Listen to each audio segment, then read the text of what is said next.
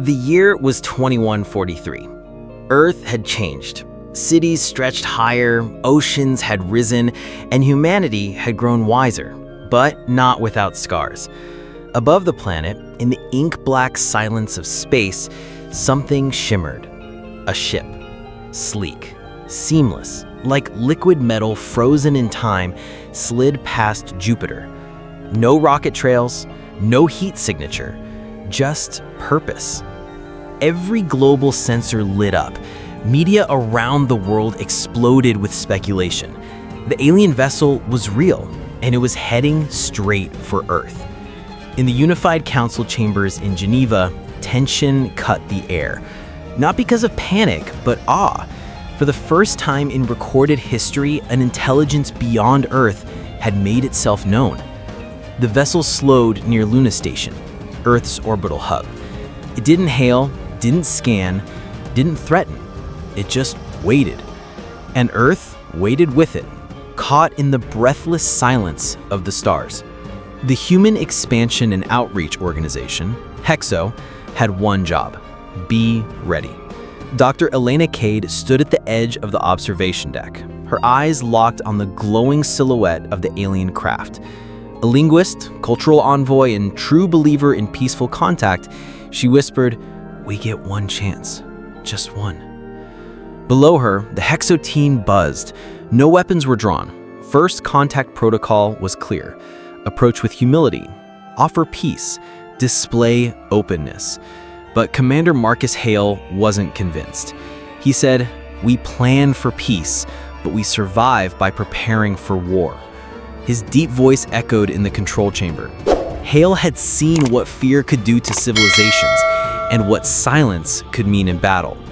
Their mission was simple: communicate, share, understand. Hale's fleet of escort ships hovered like steel guardians, watching the alien craft through quiet sensors and armed satellites. Cade stood beside him. "If we bring weapons to the table, we show we're afraid, or worse, hostile. And if we don't, and they are?" Neither answered, but they both knew the line between peace and survival was razor thin. "We have a signal." The room stilled. Every technician froze as screens flickered.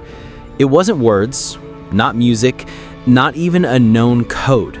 The signal sounded like cascading thunder and harmonic distortion.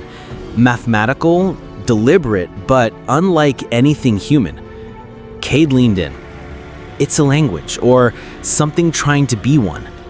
She and the linguistic AI scrambled to isolate patterns, but the layers folded in on themselves. Each line decoded to contradictions. It wasn't just foreign, it was incomprehensible. "It's not working," her assistant muttered. "Nothing matches. It's like it's built to confuse." Hale watched, arms crossed. Or to delay. The alien ship remained silent. No follow-up signal, no response to Earth's own transmissions. The chain of peaceful steps, open message, shared math, universal constants were ignored. Cade refused to give up. Maybe it's a test. Maybe they're seeing if we give up or adapt. The council didn't wait. Protocols began to slip. Fear crept in. HEXO systems flagged the encounter as unverified hostile risk. "It's falling apart," Hale muttered. "We planned for everything but silence."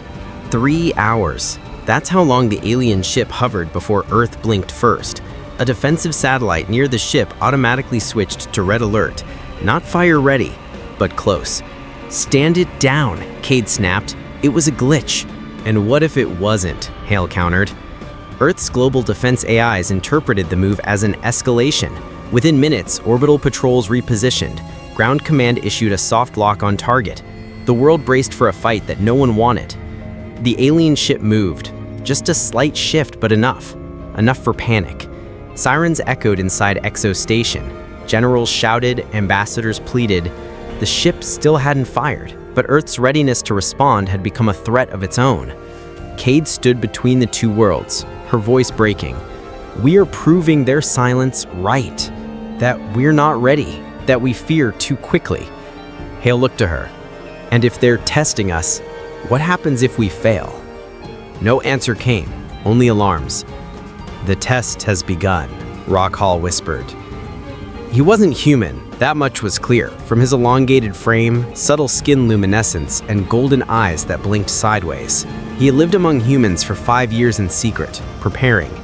A representative of the Orion Accord, Rockhall was sent not to speak, but to observe, to judge. In a chamber deep within Exo, he watched the feeds. "They panic easily," his aide noted. Rockhall disagreed. "They feel deeply. That is not weakness." Yet the evidence mounted. Miscommunication, escalation, mistrust. Earth stood on a precipice. Its soul laid bare. The Accord had strict criteria. Civilizations that failed first contact rarely got a second chance. But Rockhall had lived with them. He had seen Cade's fire, Hale's loyalty, the chaos of their species, and the beauty in their contradiction. Let them choose. Let them decide who they are. And the test continued. On the edge of Earth's orbit, time stopped. The alien ship hovered in silence. Earth's defense grid buzzed with restrained fury. Cade stood in the command center, eyes red, voice shaking. "We have to show them who we are, not with weapons, but with will." Hale stepped forward, removing his sidearm and placing it on the table. "Then let's show them together." Exo sent a new signal, not from AI, not coded. It was Cade's voice, raw and human. "We are not perfect, but we try. We stumble, but we rise. We fear, but we choose hope. This is humanity." The alien ship paused, then responded. A soft pulse, a glow across its surface, the first sign of intent. And then the words came, translated, simple, and profound. "You are not like the others. We will speak." Earth exhaled. First contact protocol had failed. But humanity endured. The stars above Earth shimmered like silent spectators. At the heart of it all, Hexo's fleet floated in uneasy formation near the approaching alien vessel, a silver giant, silent and unknowable. Every sensor strained, every eye fixed on the screen. Then it happened. A ripple of motion, subtle and accidental. An automated orbital defense grid, misaligned and oversensitive, launched a single warning shot, not meant to harm, just to warn. But the shot misfired. It struck the alien ship. The alien vessel glowed briefly, absorbing the impact with shields that shimmered like liquid light.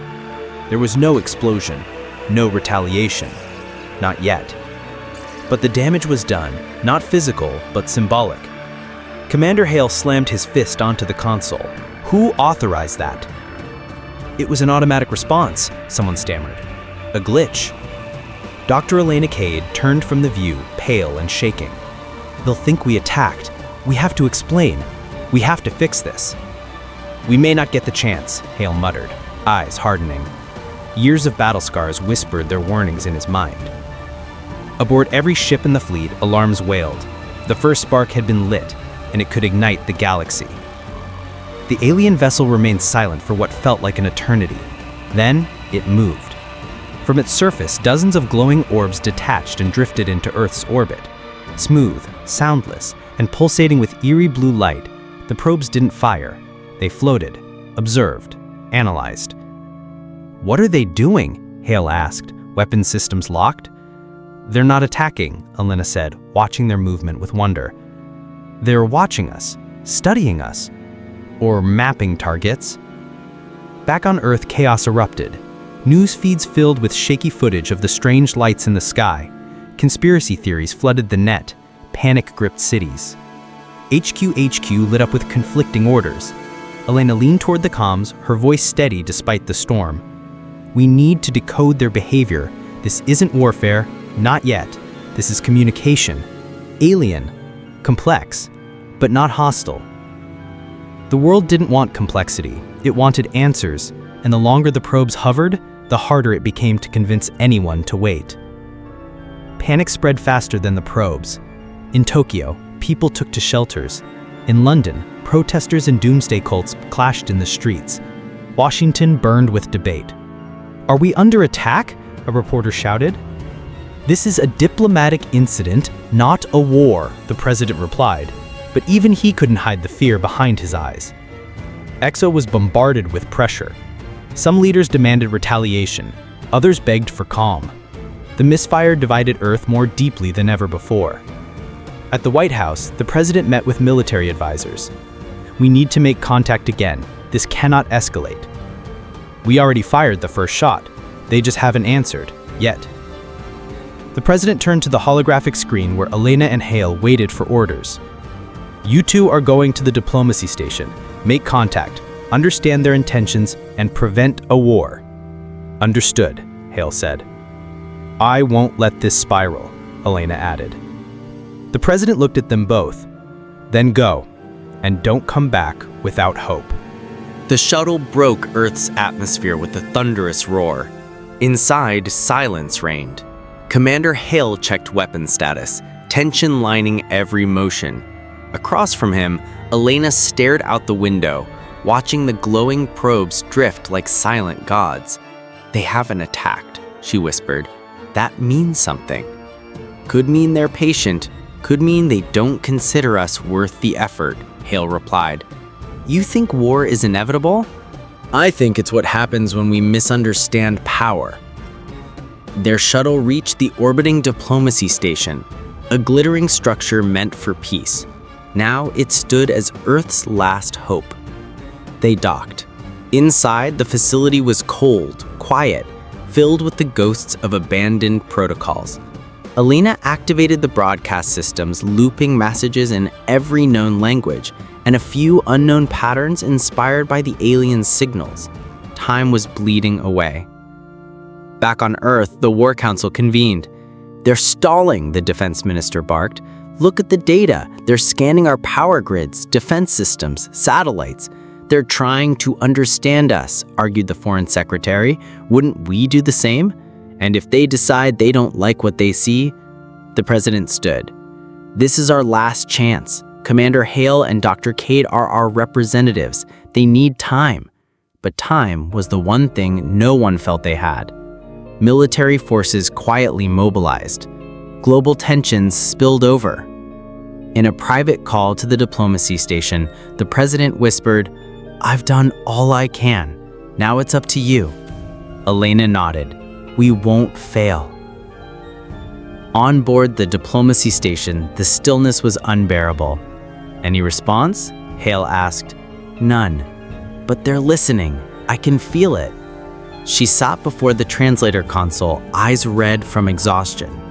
Hale watched her, torn. "You're risking everything on hope. And you're preparing for war. One of us has to believe in something." Alarms chimed. "Incoming signal," Elena gasped. "It's not a language. It's music?" A strange rhythm echoed through the chamber. Not threatening. Almost, actually, beautiful. Hale's hand hovered over the emergency command switch. "Stand by the fleet," he whispered into his comm. "Be ready."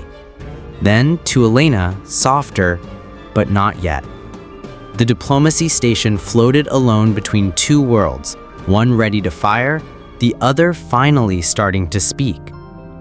The world stood still beneath a shattered sky. One by one, satellites blinked out of existence, vanishing from orbit as if plucked by invisible fingers. No explosions, no debris, just gone. The alien drones moved with terrifying precision. Circling Earth's orbit, they emitted quiet pulses of light, and then silence followed. Entire arrays, once essential for global surveillance and military communication, were crippled. But what truly chilled the hearts of Earth's leaders wasn't the damage. It was what remained untouched. Life support satellites, emergency navigation systems, weather control grids, all spared. This wasn't warfare. This was a message. In the United Nations Emergency Chamber, panic met philosophy. President Amina Yusuf leaned forward, voice calm but sharp. They could have wiped out our whole planetary network, but they didn't. Why? General Marcus Lee, red-faced, slammed his hand against the table. "Because they're playing with us. Next time they won't be so surgical." The room buzzed with arguments. Was this an invasion delayed or a test delivered? Outside the conference rooms and bunkers, humanity watched with clenched fists and held breath. Screens across every continent showed the alien drones hovering silently, glowing like strange stars in orbit. Protesters marched. Churches overflowed. Scientists worked without sleep. It wasn't just fear. It was anticipation. And uncertainty was humanity's oldest, deepest fear. Deep within the HFY Communication Analysis Lab, Dr. Elena Cade stared at the silent patterns. No words, no math, no recognizable code, just light, color, rhythmic pulses, moments of stillness. She stopped trying to translate it and started listening to the silence itself. She slowed her breathing, matched her heart rate to the intervals, and then it clicked. They weren't speaking. They were listening. Listening to everything. Electromagnetic waves, gravitational shifts, even the biochemical changes in Earth's atmosphere, caused by fear, by rage, by hope. They weren't trying to say something. They were waiting for humanity to say something worth hearing. She whispered, voice trembling with realization. They're not teaching, they're testing. They're asking who we are by seeing what we do when they say nothing.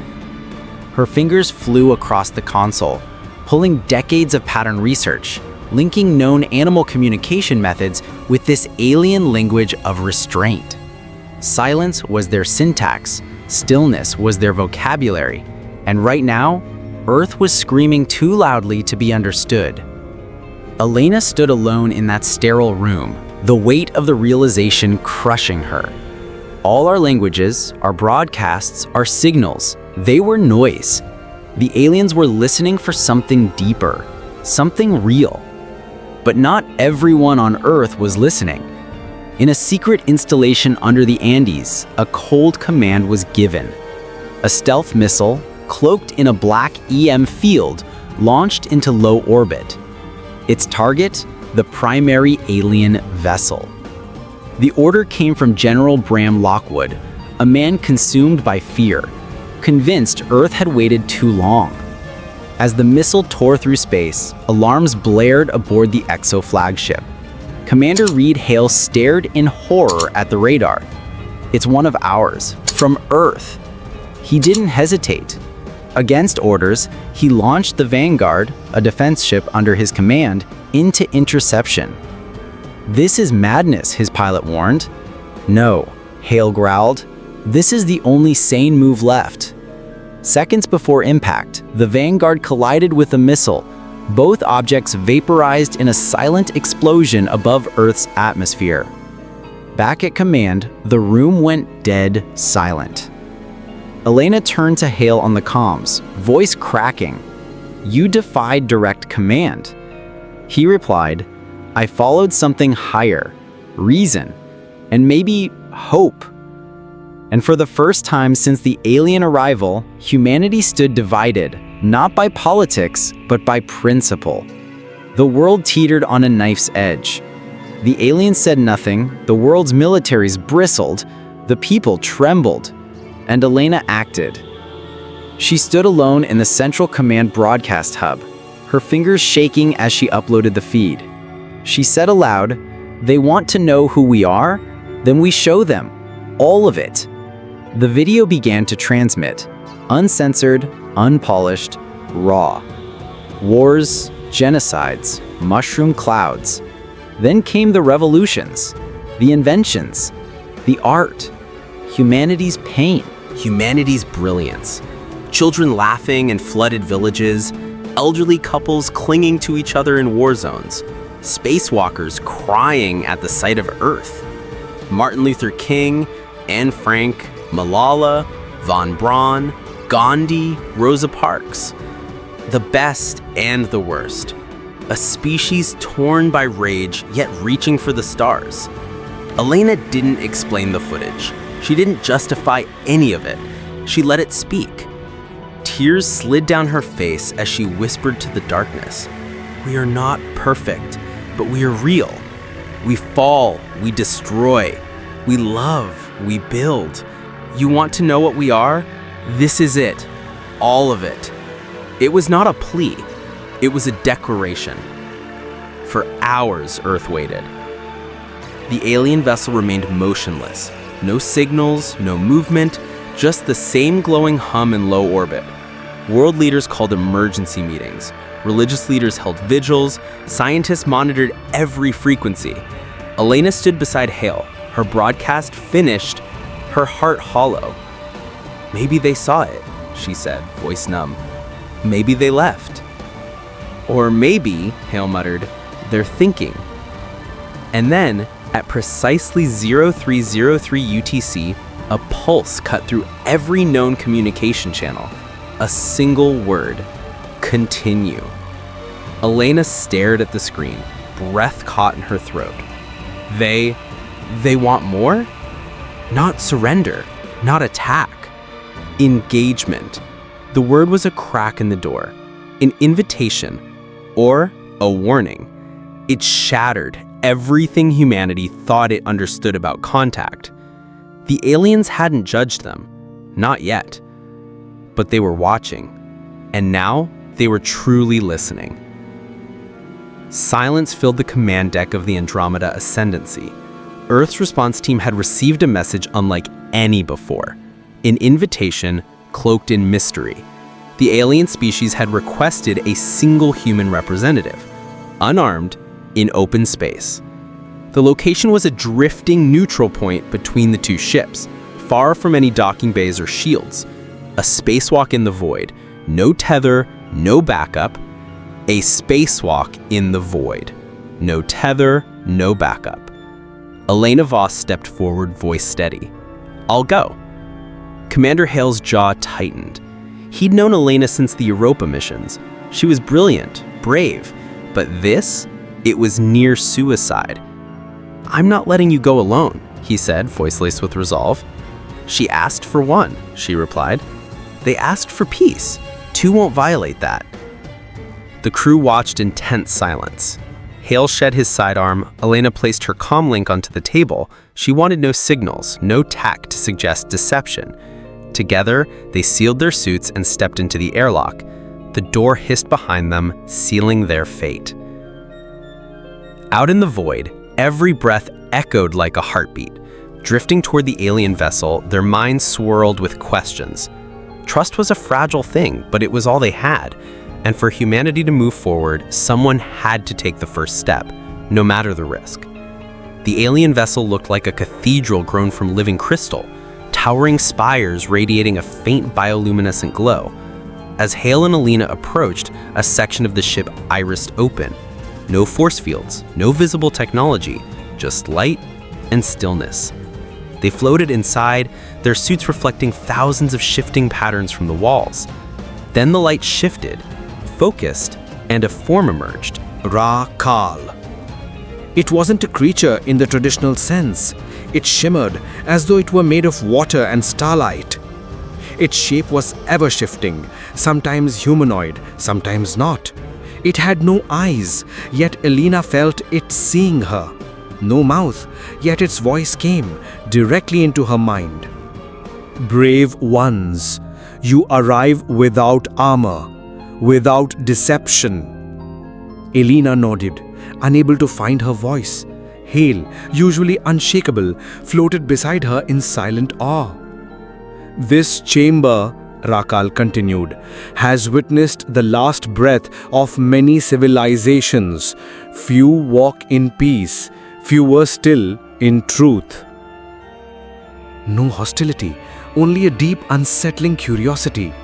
Ra-Kal circled them, not with motion but with presence. A hum resonated through the chamber. They were being studied, but not judged. Not yet. You are different, it said. I have watched your kind, Ra-Kal said, its light dimming to a contemplative blue. We have tested many, some with questions, some with fire. None have answered as you have. We are not perfect. We make mistakes, but we learn, we adapt. That is why you are here. Images filled the chamber. civilizations burning, others crumbling under their own pride. Rakal showed glimpses of species that met the same test with violence, deceit, or fear. You stepped forward, flawed yet honest, it said. Your world is divided, yet you seek unity. You fear us, yet you came unarmed. Commander Hale added, because it's worth the risk, because knowing the truth means more than our safety. Rakal's form pulsed. Most fail to admit their fear. You embraced it. Most lie. You offered vulnerability. That is your strength, not your weapons, not your speed, but your courage to grow. It turned towards them, the glow of starlight dancing behind it. You are not yet wise, but you are willing. That is rare. A long pause. Because of this, we offer more than knowledge. We offer purpose. Rakal extended a tendril of light. In its glow was a vision. Planets linked by radiant paths. Species sharing knowledge, art, technology, peace. The Stellar Accord. A coalition of thousands. Humanity is invited to learn, to share, to stand among the stars, Rakal said. Hale and Elena exchanged a look of wonder and fear. But there is a condition, Rakal said, the chamber dimming. No nation, no system, no leader will speak for you.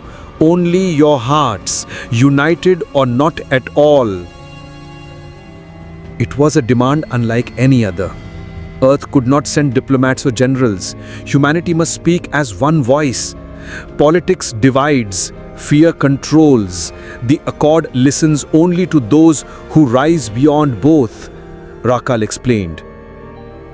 The burden was staggering. Elena felt it crash onto her chest like the weight of gravity itself. How will Earth respond? She asked. That, said Rakal, is your final test. Back on Earth, chaos erupted. News networks lit up, panic gripped the streets. Some governments called it a hoax, others denounced it as a threat. World leaders shouted over one another, no one wanted to lose power. Military factions called for weapons, religious groups declared it the end times. But amid the noise, Commander Hale stepped forward. In a global broadcast, his face filled screens across the world. Behind him, stars shimmered. This is not a call to war. It is a call to rise. Not as countries, not as rivals, but as humans. He paused, letting silence amplify his words. I've seen the stars. I've seen what waits. And I've seen what they see in us.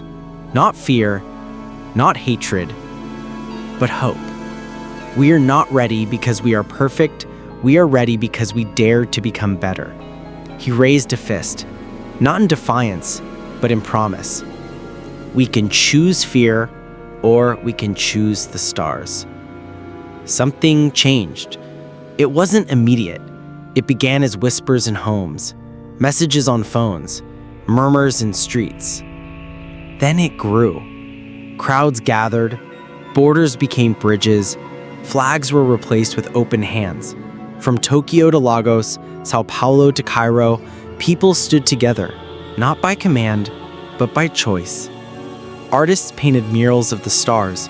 Children wrote messages of peace. Scientists held open dialogues. The roar of division gave way to a chorus of hope. Humanity answered, not with a vote, not with a law, but with unity. The message was sent. We accept, as one. And for the first time in history, Earth didn't feel small. It felt infinite. The silence of space no longer frightened Elena. It was the silence of history being rewritten. From her ship, the Dawnlight, Earth was nothing more than a soft blue whisper, but its weight pressed heavy on her shoulders. She wasn't just a diplomat. She was the voice of an entire species. Elena hadn't always been this person. Once a scientist scrambling for scraps of alien data in the Hexo ruins, now she walked into crystalline chambers of galactic forums, stared into eyes that shimmered with colors her brain still struggled to process, and spoke for 8 billion lives. "You were chosen," Hale told her before she left, "because you never gave up on the truth." But truth came with consequences. Her first meeting with the Council of Accord had been a trial by fire. Dozens of alien representatives, cold, calculating, older than Earth's continents, some skeptical, some quietly hostile. Still, she stood tall. "We are not perfect, but we're honest about it, and we are ready." They asked her questions about Earth's wars, its environmental damage, its short-sighted politics. She gave them answers about survival, about art, about mothers teaching children how to question. "We're messy," she had said with a faint smile, "but that's how you know we're alive." Behind her calm eyes, she still feared failure. But every new handshake, whether by hand, tendril, or pulse, chipped away at that fear. Hope, she learned, was contagious. Commander Hale wasn't built for diplomacy. He was built for war. Trained in the crucible of global tension, sharpened by the near collapse of Earth's defense systems, he was a soldier to the bone. But soldiers adapt. Now, aboard the orbital command platform Aegis Nova, Hale surveyed not just Earth, but dozens of worlds connected by the Stellar Accord. Defense wasn't about building walls anymore. It was about weaving shields large enough to cover strangers. He read daily reports not about enemy movement, but migration routes of sentient insectoids, solar flare impacts near the Amari colonies, and AI distress calls from ancient satellites. His new role, protector of peace. One night, staring into the void beyond Mars, Hale said to his second-in-command, "We used to think survival was about keeping our heads down. Turns out, it's about standing up for others." He led joint drills with alien defense squadrons, integrating human unpredictability with alien precision. He even rewrote Earth's combat doctrines, balancing strength with restraint. A distant world called Serenus was attacked by a rogue fleet, pirates that preyed on unaligned civilizations. Hale didn't hesitate. Earth's ships arrived first. They didn't fire. They shielded the innocent. The message was clear. Humanity had learned from its past. It would never become the threat it once feared. The first contact protocol was once Earth's digital firewall, a thick manual of don'ts. Don't trust, don't speak first, don't reveal Earth's location. But the moment Earth accepted the Accord, that manual turned to dust. Now, in its place stood a single carved statement on the walls of the Interstellar Embassy. Protocol is not protection. Humanity is. That phrase became the heartbeat of Earth's new interstellar law. Lawmakers, philosophers, and AI ethicists gathered to forge a living protocol, one that allowed mistakes but demanded learning, one that embraced diversity but enforced mutual respect. When Earth's AI were invited to speak at the Universal Cognition Summit, humans ensured they weren't treated as tools but partners. Xyrix, an aquatic alien ambassador, asked Elena over a shared dinner, "Why abandon the safety of secrecy?" Elena had smiled. "Because walls didn't save us. Curiosity did." The protocol even included emotional clauses, guidelines for empathy during conflict, not just tactics. It was messy. It was slow, but it was human. If there was one thing humanity excelled at, it was storytelling. On Earth, stories had survived ice ages, wars, and silence. Now they would bridge galaxies. In the Interstellar Forum, a human child read a translated poem by a Thraxian elder, each word echoing in multiple frequencies, including scent. The room cried, even the Thraxian who lacked tear ducts. Alien symphonies mixed with Earth's jazz and tribal rhythms. Linguists developed hybrid languages that sounded like wind chimes and rainstorms. What once had been probes floating over Earth collecting data in silence were now converted into communication beacons. They projected cultural memories, floating holograms of alien cities, Earth's revolutions, shared losses. Humanity didn't export power, it exported understanding. A floating archive orbited Jupiter now, the Ark of Voices. Anyone, human or alien, could contribute. Every upload a gift of truth. One alien teacher commented during a broadcast, "We feared them, but their strength was never in weapons. It was in their stories." Elena returned to where it began. The Hexo facility was a skeleton now. Twisted metal, collapsed domes, overgrown by time, but the ghosts still lingered. It had been the first contact site. It had also been the first mistake. She walked alone through the ruined halls, hearing whispers of old arguments, remembered the fires, the broken glass, the fear that once ruled here. At the center, where the first alien beacon had fallen, now stood a single stone pillar. She placed her hand on it and closed her eyes. "I failed to see the bigger picture," she whispered, "but I kept looking." She knelt, pulled out a small recorder, and left a message. Not for the aliens, for humanity. We failed the first step, but we kept walking. And now, we're not alone. We're not perfect, but we're honest. This is our legacy, unfinished but not forgotten. Then she stood up, turned her back to the past, and walked toward her ship. A new message had arrived from the Stellar Accord, an invitation, not just to join, but to lead. The suns of Narelle 3 cast a soft violet hue through the crystalline walls of the classroom. The architecture shimmered with energy, not just from its alien design, but from the spirit inside it, an environment alive with purpose. Here, deep within the heart of the Orion Arm, history was being rewritten, not with war or conquest, but with crayons and shared stories. At a sleek, circular desk, a human boy, Liam, handed a drawing tablet to his seatmate, a Solari child named Kahan, whose 4 eyes blinked curiously. Liam's sketch showed Earth's oceans, bright blue and teeming with whales. Kahan responded by sketching her world's twin suns rising over crystalline forests. Neither spoke the same native tongue, but they didn't need to. Laughter filled the air as they shared drawings, fingers tapping, pointing, giggling. Around them, the room pulsed with the colors and sounds of life. Children of every shape and species sat side by side, tentacled, scaled, feathered, or skinned, all learning not just facts, but each other. Holographic screens displayed multiple languages at once, translating in real time. A Gorgothi teacher wrote equations that danced mid-air, while a Terran bot assistant helped a small Scythari child understand the concept of gravity. No guards, no walls, just trust and curiosity. This was not just a classroom. It was the answer to the question the galaxy had once asked of humanity: can you belong? And Earth had responded with its children, open, bright-eyed, and unafraid. Elena, watching from behind a pane of glass, smiled. She whispered, "This is what we fought for." Fade to stars, silence.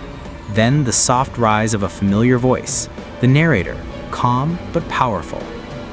They said humanity wasn't ready. And they were right. We weren't perfect. We were fractured, we were loud, emotional, reckless. But we weren't waiting to be perfect. We were ready to try. The voice lingers, steady and warm, like a heartbeat in the void. Our journey wasn't forged in brilliance, but in persistence.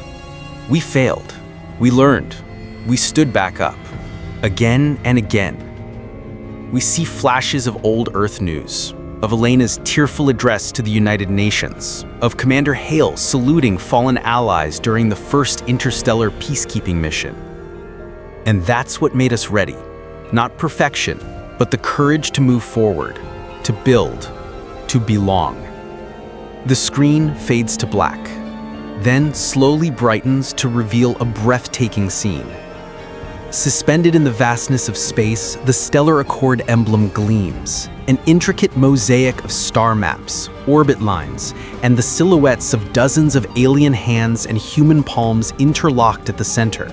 It's not a symbol designed by Earth alone. It was forged by vote, etched by all member civilizations, each species contributing a piece of its identity to the whole. The emblem rotates slowly. Around its circumference, a glowing phrase pulses in dozens of alien scripts, and in every human language, from Swahili to Urdu, from Navajo to Cantonese. Together, we rise. In the background, ships of all kinds, organic crafts, crystalline vessels, Terran dreadnoughts, move in coordinated silence, not for war, but as escorts of peace. Beacons flash in rhythmic unity. Inside the Stellar Accord Council Chamber, representatives from every known world stand, not on separate platforms, but in a single open circle. Elena takes a slow step forward, placing Earth's flag among the others, not in front, not behind, but side by side. As the camera pulls back, the view expands, first to the planet, then the system, then the galaxy. The emblem glows one last time, casting a soft light that stretches across the stars. Together, we rise. Fade to black. The silence returns. But this time, it feels full. Not empty. Hopeful. Infinite.